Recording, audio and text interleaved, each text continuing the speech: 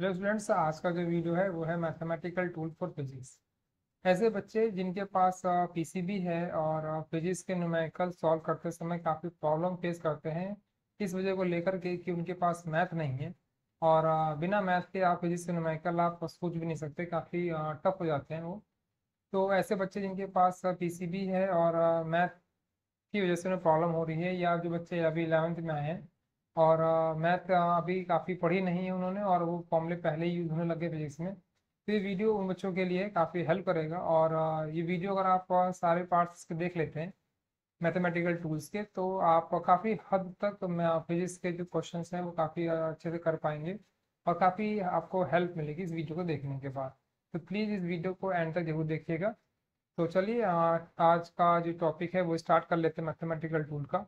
तो इस mathematical tool में जो सबसे पहले हम पढ़ेंगे वो ट्रिग्नोमेट्री होगी। ट्रिग्नोमेट्री काफ़ी यूज होती है फिजिक्स के अंदर और काफ़ी एंड तक ये जो चैप्टर है, ये ट्रिग्नोमेट्री के फॉर्मूले ये काफ़ी एंड तक यूज होते रहेंगे। जो नेक्स्ट इसके बाद हम पढ़ेंगे वो फंक्शन होगा। नेक्स्ट इसके बाद कोऑर्डिनेट ज्योमेट्री, कैलकुलस। कैलकुलस में हम डेरिवेटिव इंटीग्रेशन देखेंगे। और इन दोनों जो डेरिवेटिव और इंटीग्रेशन का यूज़ कैसे किया जाता है फिजिक्स में, हम वो भी ध्यान देखेंगे बाद में। और लास्ट में लॉगरिथम। लॉगरिथम के जो लॉग टेबल और एंटी लॉग टेबल वगैरह हैं, लॉग के जो फॉर्मूलेज वगैरह हैं, वो सभी इस पार्ट में हम देखेंगे। ठीक है, तो सबसे पहले चलते हैं अपने ट्रिग्नोमेट्री वाले पार्ट पे। तो ट्रिग्नोमेट्री का जो सिस्टम स्टार्ट कर देते हैं।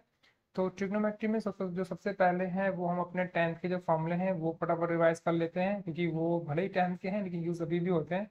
तो सबसे पहले इसमें है जो टेबल। तो टेबल देखिए, ये साइन कॉस टेन के जो जो वही फॉर्मूले लिखे हैं मैंने जो कि सबसे ज़्यादा यूज होते हैं फिजिक्स में।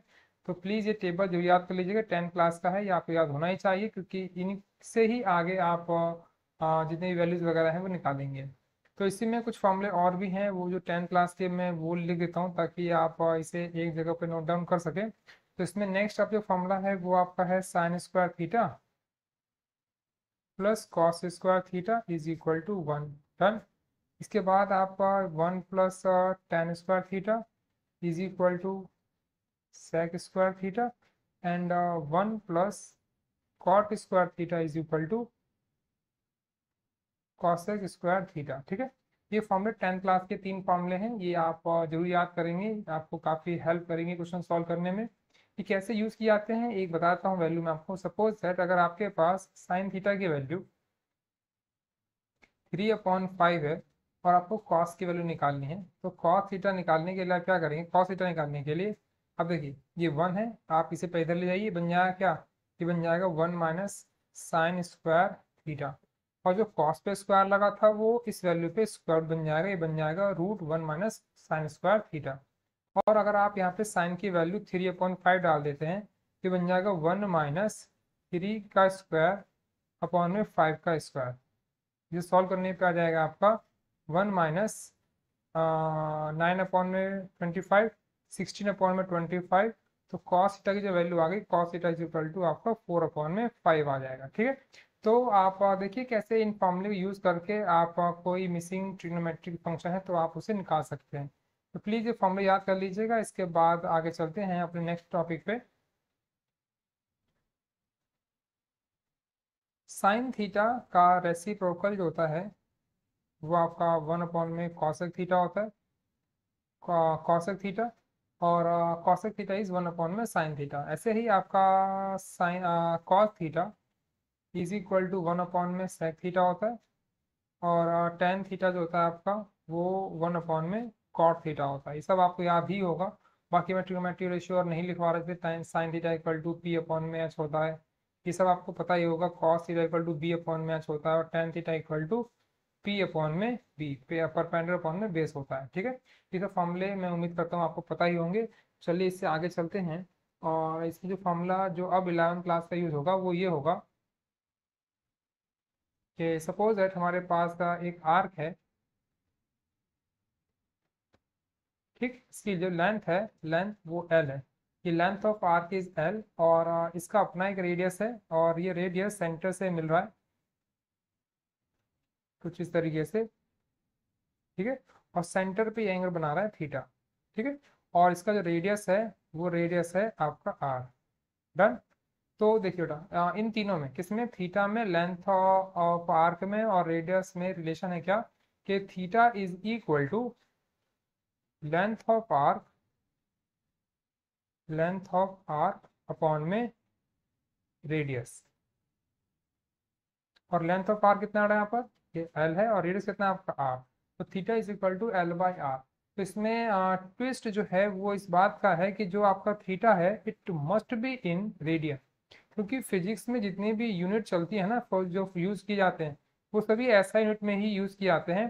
तो जो आपका ये जो थीटा है, थीटा यहाँ पे डिग्री में नहीं होना चाहिए, थीटा आपके यहाँ पे रेडियन में होना चाहिए, क्योंकि जो रेडियन है वो एंगल की एसआई यूनिट है। SI unit of angle is radian. कैसा angle, plane angle. Plane angle है तो इसकी एसआई यूनिट रेडियन में होगी, तो यानी अगर आपके पास एंगल डिग्री में है तो आप उसे रेडियन में जरूर निकाल लेंगे, और रेडियन में निकालने के बाद ही आप इसे यहाँ पे यूज करेंगे। सपोज दैट हमारे पास अगर एंगल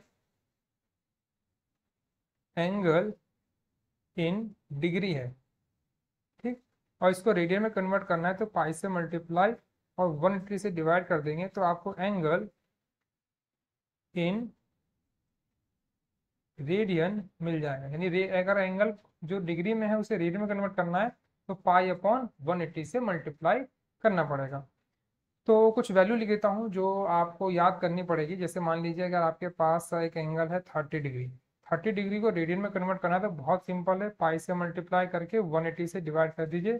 3 6 जा 180, आपका क्या आंसर आ गया, पाई अपॉन 6, यानी कि 30 डिग्री पाई अपॉन 6 रेडियन होता है। सिमिलरली आपका 60 degree is equal to pi upon में 3 होता है।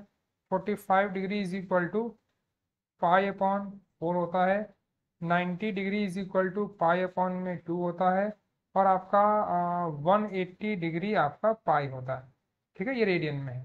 तो ये जो वैल्यू अभी लिखी है ये सब अगर आपको याद हो जाता है तो आप कोई भी एंगल आप आसानी से रेडियन में निकाल लोगे। जैसे एक एग्जांपल बताता हूँ, सपोज दैट हमें निकालना है 120 डिग्री। 120 डिग्री को रेडियन में कन्वर्ट करना है तो बहुत सिंपल है। 120 क्या होता है बेटा, 60 का डबल। तो 60 का डबल करना है तो आप यहाँ पे भी 2 से मल्टीप्लाई कर लीजिए। तो 60 का ट्वाइस 120 होता है, 5/3 का ट्वाइस यानी कि 2 पाई/3, ये आपका 120 हो जाएगा। सपोज आपको 150 निकालना है, 150 क्या होता है, तो 150 आपका 30 डिग्री का 5 टाइम होता है। वैसे 5 टाइम्स यहाँ मल्टीप्लाई कर लीजिए, बन जाएगा आपका 5 पाई/6। ठीक, अगर ऐसे ही आपको 270 निकालना है तो 270 क्या होता है, 270 90 का 3 टाइम्स होता है। तो आप यहाँ कर देंगे 3 पाई/2। तो कोई भी अगर एंगल आपका डिग्री में हो उसे आप रेडियन में कन्वर्ट करना है तो आप बेसिक बेसिक फॉर्मूला लगा लीजिए और आप इससे कन्वर्ट कर सकते हैं। ठीक है, तो ये फॉर्मूले जो हैं ट्रिग्नोमेट्री में जितने ये जो एंगल वगैरह हैं, तो फिजिक्स में जितने भी एंगल यूज किए जाएंगे वो अब ध्यान रखना डिग्री में बिल्कुल भी कहीं नहीं होगा, सारे के सारे एंगल रेडियन में होंगे। चलिए कुछ फॉर्मूले आगे देख लेते हैं जो ट्रिग्नोमेट्री के फॉर्मूले जो कि फिजिक्स में काफी यूज होते हैं। तो उसमें सबसे पहला फॉर्मूला जो चलेगा बेटा वो चलेगा आपका साइन ए प्लस बी का। साइन ए प्लस बी के फॉर्मूले में जो फॉर्मूला होता है वो होता है आपका sine A plus cos B plus cos A sine B. ठीक है, अगर यहाँ पर माइनस होगा साइन ए माइनस बी तो सिंपल है, यहाँ पे माइनस आ जाएगा, बाकी सब कुछ सेम रहेगा। ठीक है, इसमें एक फॉर्मूला अगर कॉस का फॉर्मूला लगा इसमें तो कॉस ए प्लस बी का formula, cos A plus B का फॉर्मूला जो रहेगा वो जाएगा आपका cos A cos B minus sign A sine B. ठीक है, अगर यहाँ माइनस होगा तो सिंपल है, यहाँ पे आपका प्लस आ जाएगा। ऐसा ही आपका टेन का फॉर्मूला होता है, tan A plus B is equal to tan A plus tan B upon में 1 minus tan A into tan B. ठीक है, ये बहुत सिंपल फॉर्मूले हैं साइन कॉस टेन के। अगर ये माइनस होगा तो यहाँ पे माइनस आ जाएगा सिंपल, और यहाँ पे आपका प्लस हो जाएगा। ठीक है, तो आप ये तीनों फॉर्मूले 6 फॉर्मूले हो गए यहाँ पे प्लस माइनस मिला करके। तो इस प्लीज ये फॉर्मूले याद रख लीजिएगा, ये फॉर्मूले आगे आपको double angle formula help use drive करने में हेल्प करेंगे। जैसे मान लीजिए अगर आपके पास एक फंक्शन है साइन 2a, अब साइन 2a को खोलना है, और खोलना मतलब ये कि अगर आप इसे एक्सपेंड करना है कैसे एंगल में जिसका एंगल सिर्फ और सिर्फ ए रहना चाहिए। जैसे मान लीजिए यहाँ पे साइन 2a है, ठीक, और मैं चाहता हूँ कि जो एंगल है ये 2a हाफ हो जाए, मतलब ए में आ जाए सब कुछ। तो ए में कन्वर्ट करने के लिए करना क्या होगा, देखिए ये 2a कैसा है, ये 2a आया होगा साइन ए प्लस ए करके, साइन ए प्लस ए करके, यानी आप बी की जगह भी ए डाल दीजिए, जहां जहां आपको बी दिखाई दे रहा है वहां वहां ए डाल दीजिए। It become sine A,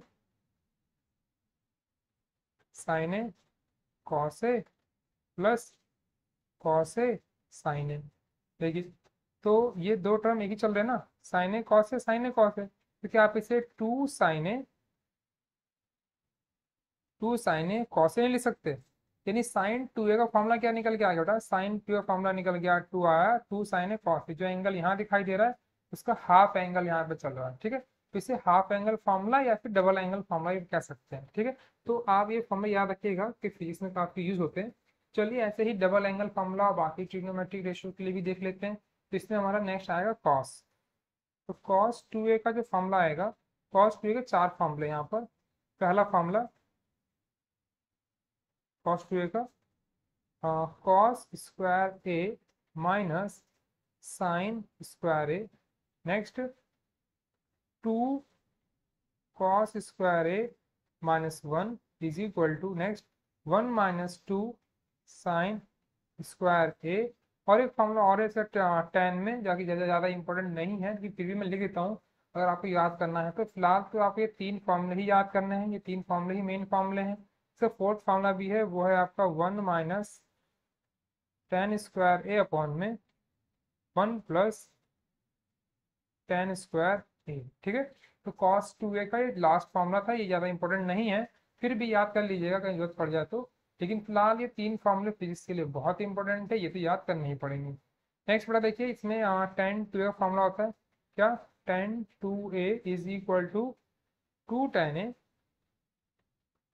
upon में 1 माइनस टेन स्क्वायर ए, ठीक है। ये फॉर्मूला आपका टेन 2a फॉर्मूला है। तो ये डबल एंगल फॉर्मूले हैं, काफ़ी इंपॉर्टेंट है, बहुत ज़्यादा यूज होते हैं फिजिक्स में, आप इसे जरूर याद कर लीजिएगा, ठीक है। नेक्स्ट आगे बढ़ते हैं, साइन ए प्लस बी का फॉर्मूला। नेक्स्ट आगे चार फॉर्मूले और हैं, इसमें मान लीजिए हमारे पास एक फॉर्मूला है function sine A plus sign B का। इसमें क्या बेटा कि साइन ए फंक्शन अलग है, साइन बी अलग है। जो फॉर्मूला आपने पहले पढ़ा था उसमें था साइन ए प्लस बी, उसमें दोनों एंगल्स ब्रैकेट में एडिशन में थे। यहाँ ऐसा नहीं है, यहाँ पे अलग अलग है, साइन ए अलग है, साइन बी अलग है, और ये इक्वल भी नहीं है। ये गलत तरीका है, बच्चे बच्चे बोलते हैं कि आप अंदर अंदर मल्टीप्लाई कर दीजिए, नहीं ऐसा नहीं कर सकते आप ट्रिग्नोमेट्री में। ये sine is not a variable, तो आप ऐसा नहीं कर सकते, गलत है। तो साइन ए और साइन बी अगर ऐसा हो तो इसका फॉर्मूला क्या होता है, ध्यान रखिएगा। इसका फॉर्मूला है 2 sine A plus B by 2 into cos A minus B by 2। Done. ऐसे ही अगर ये मान लीजिए फॉर्मूला बन जाए साइन ए माइनस बी का, तो sine A minus sine B का फॉर्मूला होता है 2 cos A plus B by 2 into sine A minus B by 2। Next formula आपका है cos A plus cos B का। ये फॉर्मूला होता है बेटा 2 cos A plus B by 2 into cos A minus B by 2। अगर ऐसे फॉर्मूला हो cos A minus cos B का, तो cos A minus cos B is equal to minus का 2 sine A plus B by 2 into sine A minus B by 2। ये चार फॉर्मूले फिर से आ गए। ये तब लगाना जब आपके पास जो कॉस के फॉर्मूले साइन फॉर्मूले जो फैले हुए हैं, अगर आपको समेट के सिंगल टर्म में लेकर आना हो तो आप इन फॉर्मूले का यूज करेंगे। काफी इंपॉर्टेंट फॉर्मूले हैं, फिजिक्स में कई बार डेरिवेशन करते समय इनका यूज किया जाता है। नेक्स्ट फॉर्मूला बेटा, मान लीजिए आपके पास कोई फंक्शन है ट्रिग्नोमेट्री का और आपका इसे term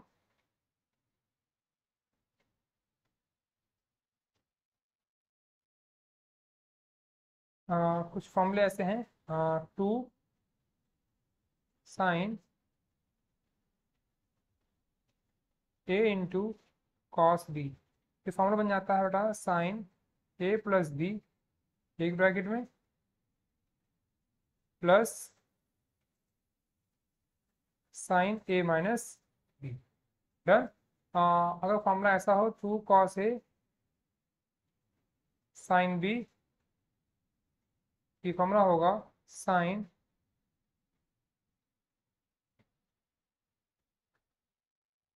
A plus B minus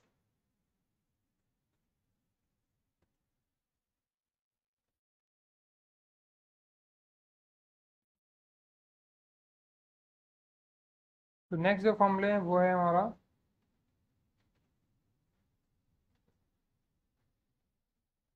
sign A cos B का, 2 साइन ए कॉस बी का। जो फॉर्मूला होता है sign A plus B plus sign A minus B. अगर ये 2 कॉस ए साइन बी का फॉर्मूला हो तो ये आएगा आपका sine A plus B minus sign A minus B. और अगर ये 2 कॉस ए कॉस बी है, देखिए दो टर्म्स कॉस कॉस के साथ है, ध्यान रखिएगा कॉस का फॉर्मूला लगता है ऐसे टर्म में, तो ये आएगा cos A plus B plus cos A minus B. और अगर ये फॉर्मूला माइनस का 2 साइन ए साइन बी है, तो ये फॉर्मूला आएगा sign A minus B, sorry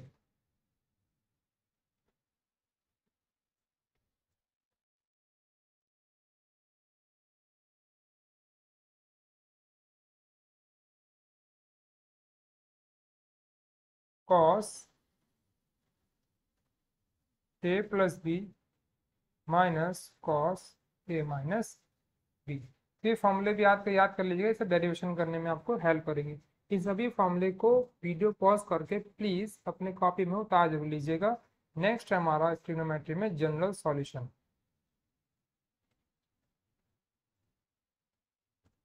general solution काफ़ी हेल्प करेंगे आपको डेरिवेशन के दौरान। जनरल सॉल्यूशन बहुत इंपॉर्टेंट है, ध्यान से सुनिएगा। सपोज दैट हमारे पास एक फंक्शन आ गया sine theta is equal to 0। Done. तो साइन की वैल्यू 0 कौन कौन सा एंगल पे आता है ध्यान रखिएगा। तो साइन 0 की वैल्यू भी 0 है, साइन पाई की वैल्यू भी 0 है, साइन 2 पाई की वैल्यू भी 0 है, साइन 3 पाई भी 0 है। यानी साइन कुछ भी पाई मल्टीपल इंटीग्रल मल्टीपल में चल रहा हो तो उसकी वैल्यू 0 होती है। इसीलिए आप अगर sine theta is equal to 0 है तो इसका जो जनरल सॉल्यूशन है जीएस जनरल सॉल्यूशन, तो वो हो जाएगा साइन थीटा इक्वल टू 0 के लिए theta is equal to n pi. यहाँ पे जो एन की वैल्यू दिखाई दे रही है ये 0 1 1 2 3 एंड सो ऑन कुछ भी हो सकता है ये, ठीक है। तो ये जनरल सॉल्यूशन है किसका, cos theta is equal to sine theta is equal to 0 के लिए। चलिए अभी चेक कर लेते हैं cos theta is equal to 0 तो क्या होगा।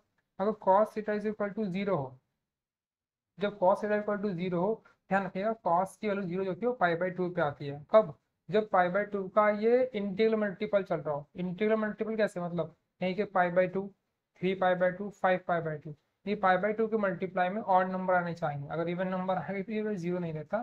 तो कॉस थीटा की वैल्यू ध्यान रखिएगा, कॉस थीटा की वैल्यू कब 0 होती है, तो कॉस पाई बाई 2 हो कब 0 होता है, cos cos 3 pi by 2 0 3 pi by 2 हो तो भी 0 होता है, कॉस 5 पाई बाई 2 हो तब भी ये 0 होता है। इसका मतलब ये इसका जो जनरल सॉल्यूशन निकल के आएगा वो थीटा इज इक्वल टू आएगा 2n+1 इंटू पाई बाई 2। यहाँ पर n की वैल्यू 0 1 2 3 कुछ भी हो सकती है। सिमिलरली ऐसे ही tan theta is equal to, वैसे टेन का जल्दी यूज होगा नहीं, अगर टेन थीटा इक्वल टू 0 हो तो थीटा के लिए जनरल सॉल्यूशन n पाई ही होता है, ठीक है। चलिए आगे बढ़ते हैं। मान लीजिए कि अगर यहाँ पर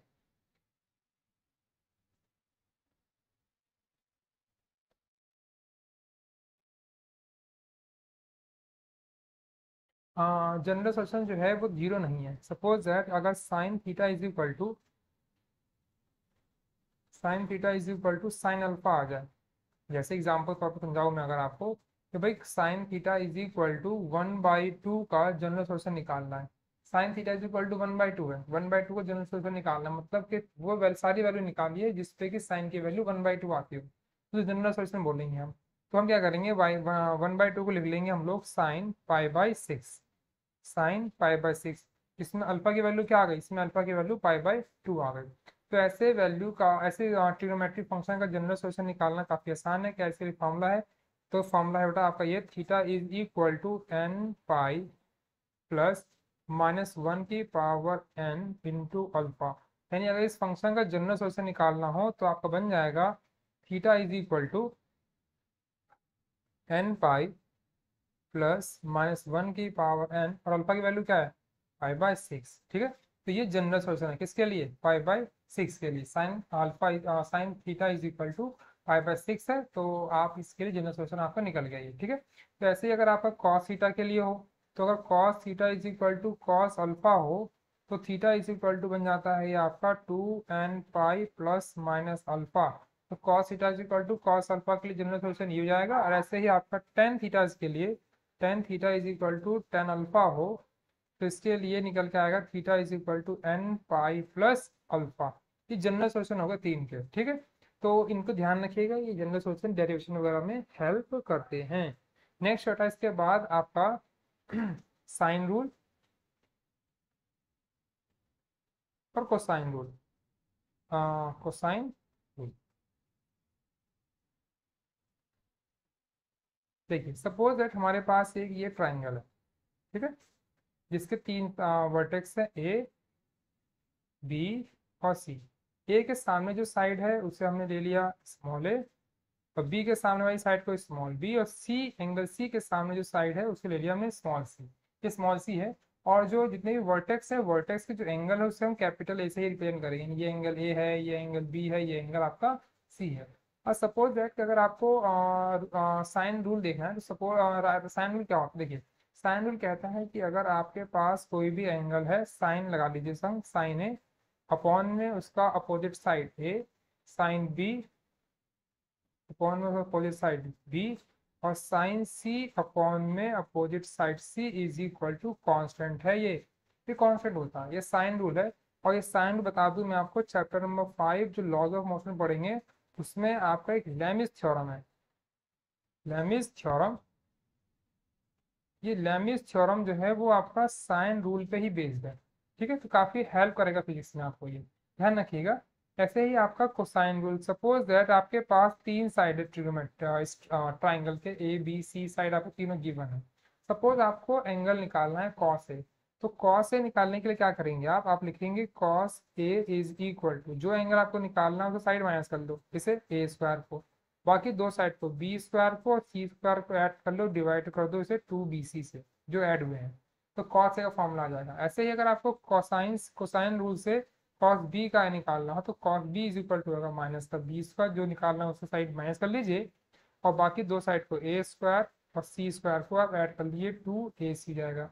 ऐसे ही अगर आप कॉस सी देखें, तो कॉस सी इक्वल टू जाएगा माइनस का सी स्क्वायर नीचे A square plus B square upon में 2ab। ये आपका कोसाइन रूल है। कोसाइन रूल सबसे ज्यादा यूज होता है जब वेक्टर का ऐड करते हैं और आपको रिजल्टेंट वेक्टर निकालना होता है, तो उसके मैग्नीट्यूड निकालने में आपको काफी हेल्प करेगा। ठीक है, तो चलिए अब आगे बढ़ते हैं।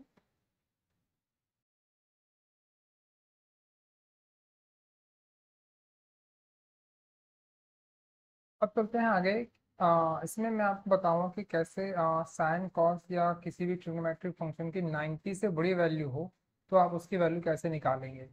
तो सबसे पहले एक क्वाड्रेंट देख लेते हैं। हमारे पास एक क्वाड्रेंट है, मान लीजिए कि अगर आपकी वैल्यू जो है वो 90 या 90 से बड़ी वैल्यू है, तो कैसे आप उनकी वैल्यू निकालेंगे। तो चलिए अब इससे आगे चलते हैं कि अगर अगर अगर आपका एंगल जो है वो 90 डिग्री से बड़ा हो तो उसकी आप कैसे वैल्यू निकालेंगे। तो सबसे पहले आप एक क्वाड्रेंट ड्रॉ कर लीजिए। इस क्वाड्रेंट से बहुत कुछ होने वाला है।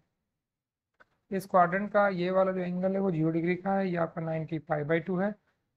ये आपका एंगल पाई है, यहाँ पे आपका एंगल 3π/2 है, यानी कि 270 डिग्री, और ये फिर से आपका 2π जाता है यहाँ पर। इस क्वाड्रेंट का जो नाम है, ये सब फर्स्ट क्वाड्रेंट बोलेंगे इसे आप। ये आपका सेकेंड क्वाड्रेंट है, ये आपका थर्ड क्वाड्रेंट है, और ये आपका फोर्थ क्वाड्रेंट है। ठीक है, और फर्स्ट क्वाड्रेंट में ध्यान रखिएगा ऑल, ऑल मतलब सभी ट्रिग्नोमेट्रिक रेशियो पॉजिटिव आएंगे। सेकंड क्वाड्रेंट में आपका साइन और साइन का रेसिप्रोकल कॉसेक ही पॉजिटिव होंगी। और थर्ड क्वाड्रेंट में आपका टेन, और टेन का रेसिप्रोकल कॉट पॉजिटिव होगा। और फोर्थ क्वाड्रेंट में आपका कॉस, और कॉस का रेसिप्रोकल सेक थीटा ही पॉजिटिव होगा। फर्स्ट क्वाड्रेंट में जो आपका ये एंगल है, ध्यान रखिए 90 डिग्री का है। इसमें सभी A for all, S for sine, S T for tan, and C for cos after school to college. आप ऐसी बात कर लीजिए। इसमें आप ध्यान रखिएगा, इसमें सभी ट्रिग्नोमेट्रिक रेशियो, इसमें साइन, इसमें टेन और इसमें कॉस ही पॉजिटिव होंगे। अदरवाइज जितने भी एंगल होंगे अपने क्वाड्रेंट के अनुसार, ये सब अपने अपने एंगल के अनुसार ये जीरो जीरो चले जाएंगे। सपोज दैट अगर एंगल सेकंड क्वाड्रेंट का है, तो सेकंड क्वाड्रेंट में साइन और कॉसेक को छोड़ के टेन और कॉसेक या कॉट या सेक आ गया तो ये नेगेटिव हो जाएंगे। सिर्फ साइन और कॉसेक ही पॉजिटिव होंगी, बाकी चारों नेगेटिव होंगे। ऐसे ही टेन क्वाड्रेंट, जब आप सेकंड क्वाड्रेंट थर्ड क्वाड्रेंट में जाएंगे आप, तो थर्ड क्वाड्रेंट में आपका टेन जो टेन एंगल है, तो एक्स जो आप टेन को छोड़ के बाकी जो जितने भी ट्रिग्नोमेट्रिक रेशियो हैं वो नेगेटिव हो जाएंगे। इसमें टेन पॉजिटिव होंगे। ठीक है, चलिए अब आगे बढ़ते हैं। ये ध्यान रखिएगा कि बेटा जो लाइन है आपकी, ये पाई बाई लाइन, इस पाई एंगल पर कभी भी आपका जो ट्रिग्नोमेट्रिक फंक्शन है वो चेंज नहीं होता है। तो जैसे मान लीजिए अगर आपके पास कोई एंगल है साइन थीटा, अगर आप इसे लिख देते हैं साइन 180 माइनस थीटा, देखिए 180 माइनस थीटा, तो वो साइन थीटा ही रहेगा। कैसे? देखिए साइन है आपका 180 डिग्री, 180 कहाँ पे बेटा, यह 180 आपका। इस लाइन पे अगर आप माइनस करते हो तो कौन से क्वाड्रेंट में जाएंगे, सेकंड में या थर्ड में? तो अगर आप यहाँ पे कुछ माइनस करते हो तो आप रह जाएंगे सेकंड क्वाड्रेंट। क्यों? क्योंकि जितने भी सारे एंगल होते हैं वो सभी के सभी एंटी क्लॉकवाइज एंगल में मेजर की जाती है। बस ध्यान रखना, अगर एंटी क्लॉकवाइज एंगल होता है वो पॉजिटिव का होता है। अगर आप कुछ माइनस करेंगे तो आप पीछे रह जाओगे। ठीक है, सपोज अगर आपने पाई है, ये पाई में से आपने थीटा माइनस किया, पाई कहाँ पे है, ये रहा पाई, और कुछ माइनस करें तो कौन से क्वाड्रेंट में रह जाएंगे, आप रह जाएंगे सेकंड क्वाड्रेंट में। ठीक, तो अगर आप सेकंड क्वाड्रेंट में देखें तो साइन की वैल्यू क्या होती है, पॉजिटिव होती है, इसलिए यहाँ पे पॉजिटिव साइन दिखाई दे रहा होगा। और पाई है, पाई पे और टू पाई पे फंक्शन चेंज नहीं होता है, बस ध्यान रखना है। एट पाई प्लस माइनस या टू पाई प्लस माइनस पे function remains remains same, function जो है आपका वो सेम रहेगा।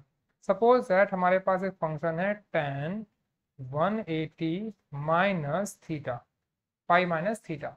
तो अगर आप देखिए पाई, यहाँ पे पाई है तो फंक्शन चेंज होगा नहीं, tan है tan रहेगा। डन। क्वाड्रेंट कौन सा, क्वाड्रेंट चेक कीजिए, पाई माइनस पाई, मतलब ये रहा आपका पाई। यहाँ पे पाई माइनस करोगे तो कौन से क्वाड्रेंट में जाएंगे आप जाएंगे सेकंड क्वाड्रेंट में। सेकंड क्वाड्रेंट में टेन क्या होता है भैया, इसमें बोला गया साइन और कॉसेक पॉजिटिव होगा, टेन क्या होगा, नेगेटिव, बाहर लगा दिए माइनस साइन। ऐसे ही टेन 180 माइनस थीटा आपका टेन थीटा होता है। चलिए अब आगे बढ़ते हैं। तो सपोज दैट कुछ और फंक्शन ले लेते हैं इसमें।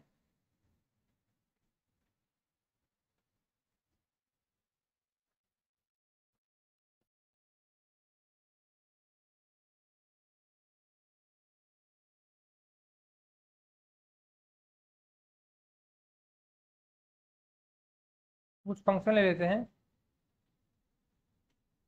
कॉस 120। सपोज दैट आपको फिजिक्स में कहीं पे कॉस 120 की वैल्यू निकालनी है, तो कैसे करेंगे आप कॉस 120 को लिखिए कॉस 180 माइनस 60 डिग्री। ठीक है, कॉस 180, 180 कहाँ पर बेटा, कॉस 180 वाली लाइन ये रही आपकी। तो कॉस 180 में से माइनस करेंगे तो कौन से क्वाड्रेंट में जाएंगे आप, सेकंड क्वाड्रेंट में जाएंगे। और सेकंड क्वाड्रेंट में कॉस की वैल्यू क्या होती है, कॉस सेकंड क्वाड्रेंट में नेगेटिव होता है। तो पहले तो आप माइनस साइन लगा दीजिए, कॉस की जगह कॉस लिख दीजिए, और जो एंगल है यहाँ पर वो 60 ही लगाएंगे। ये माइनस साइन से आप कुछ मतलब नहीं है, ये सिर्फ बताता है क्वाड्रेंट कौन सा है। जैसे 180 में से माइनस किया तो सेकंड क्वाड्रेंट, और अगर ये प्लस होता तो थर्ड क्वाड्रेंट हो जाता। तो ये इस प्लस माइनस साइन से इसका कोई रिलेशन नहीं है, आपका क्वाड्रेंट के हिसाब से ही आपके यहाँ पे प्लस माइनस साइन आता है। सेकंड क्वाड्रेंट था इसलिए नेगेटिव साइन आ गया। ठीक है, ये आपका एंगल जो है ये सेकंड क्वाड्रेंट का है, इसलिए यहाँ पे माइनस साइन आ गया, क्योंकि सेकंड क्वाड्रेंट में कॉस भी नेगेटिव होती है। कॉस 60 की वैल्यू होती है 1/2, फिर आपका आंसर हो जाएगा माइनस का 1/2। याद रखिए बहुत ज़्यादा वैल्यू की होती है कॉस 120 की। चलिए एक वैल्यू और निकाल लेते हैं, साइन 300 डिग्री की, साइन 300 डिग्री की वैल्यू। साइन 300 कहाँ होगा बेटा, चेक कर लेते हैं, हमें नहीं पता भाई। साइन की वैल्यू लिखेंगे हम इसे साइन 360 माइनस 60। देखिए साइन 100 साइन 360 कहाँ है, ये रहा 360। माइनस करने पे कौन सा quadrant, fourth quadrant. Fourth quadrant में साइन की वैल्यू नेगेटिव, क्योंकि कॉस और सेक ही पॉजिटिव होगा यहाँ पर। साइन की वैल्यू तो नेगेटिव हो जाएगी, पहले माइनस साइन लगा दीजिए। और साथ में साइन के साथ एंगल कौन सा है, 60 डिग्री। और साइन 60 की वैल्यू √3/2 बन जाएगा, रूट -√3/2। तो आप ऐसे ही जितनी भी वैल्यूज हैं आप इस फंक्शन को आप इस तरीके से यूज करके आप यूज कर पाएंगे। तो चलिए कुछ फॉर्मूले और देख लेते हैं इसके अंदर।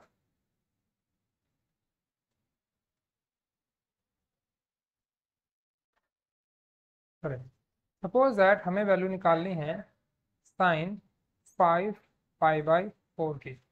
साइन 5/4 की वैल्यू कैसे निकल रही है, देखिए आप साइन 5π/4 के लिए क्या ले सकते हैं, आप इसे ले सकते हैं पाई प्लस π/4। तो 4 बन जाए 4 + 1 5π/4। तो मैंने साइन 5/4 को मैंने इस फॉर्म में लिख दिया। अब देखिए साइन है, साइन प्लस है, साइन पाई यहाँ पर, साइन पाई पे फंक्शन चेंज होगा नहीं, साइन है साइन हो जाएगा। क्वाड्रेंट चेक कीजिए, आप पाई में कुछ प्लस कर रहे हैं, पाई में कुछ प्लस करते हैं, पहुंच जाएंगे थर्ड क्वाड्रेंट में। और थर्ड क्वाड्रेंट में साइन की वैल्यू क्या होती है, साइन की वैल्यू होती है नेगेटिव। साथ में एंगल π/4, तो माइनस π/4, साइन π/4 की वैल्यू 1/√3। तो ये होगी वैल्यू साइन 5π/4 की वैल्यू। चलिए अगर ऐसे ही आप जितने भी ट्रिग्नोमेट्रिक रेशियो हैं आप इसी फॉर्मूले से आप सभी के फॉर्मूले यूज कर सकते हैं या वैल्यू निकाल सकते हैं आप। तो चलिए और आगे देख लेते हैं इसमें। सपोज दैट हमारे पास एक फंक्शन है sec 7π/6। आपको इसी वैल्यू निकालनी है। 7π/6 निकाल सकते हैं आप लिख सकते हैं sec पाई प्लस π/6। 6 बन जाए 6 + 1 7π/6। देखिए पाई है सेक रहेगा, कि पाई है ना इसलिए सेक रहेगा। तो होता क्या है कि भैया सेक पाई प्लस कर रहे हैं, पाई प्लस करने पर आप कौन से क्वाड्रेंट पहुंच जाएंगे, थर्ड क्वाड्रेंट में। थर्ड क्वाड्रेंट में सेक की वैल्यू क्या होती है, नेगेटिव। एंगल क्या है आपका, π/6। ये देखिए तो माइनस सेक π/6 की वैल्यू कितनी होती है, ये कॉस π/6 की वैल्यू होती है √3/2। तो सेक का होगा 2/√3। तो आप कितनी भी जो भी ट्रिग्नोमेट्रिक रेशियो है किसी भी एंगल का है आप इसे सॉल्व कर सकते हैं। चलिए कुछ और एंगल और लेके आगे बढ़ते हैं जिससे कि और समझ में आ जाए हमें ये। तो अब इसके बाद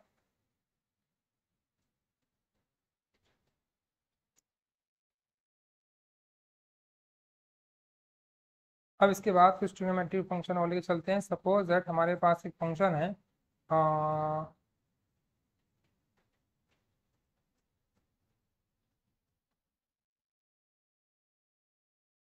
tan 13π/4। क्या लिख सकते हैं आप इसे लिख सकते हैं tan 3π + π/4। 4 3 12 + 1 13। अब देखिए 3π कहाँ होगा आपका, 1π यहाँ, 2π यहाँ और 3π यहाँ। आप 3π पे यहाँ पहुंच गए आप, ठीक। और प्लस करते हैं कौन से क्वाड्रेंट में, प्लस करते हैं आप पहुंच जाएंगे थर्ड क्वाड्रेंट में। और थर्ड क्वाड्रेंट में टेन की वैल्यू क्या होती है, प्लस। तो प्लस लगा दीजिए, साथ में टेन एंगल क्या है आपका π/4, टेन π/4 की वैल्यू 1, ये रही। तो tan 13π/4 की वैल्यू आ गई 1। तो आप इसी फॉर्मूले से इसी तरीके से आप किसी भी ट्रिग्नोमेट्रिक फंक्शन का किसी भी एंगल के साथ आप उसका वैल्यू निकाल सकते हैं। और इसमें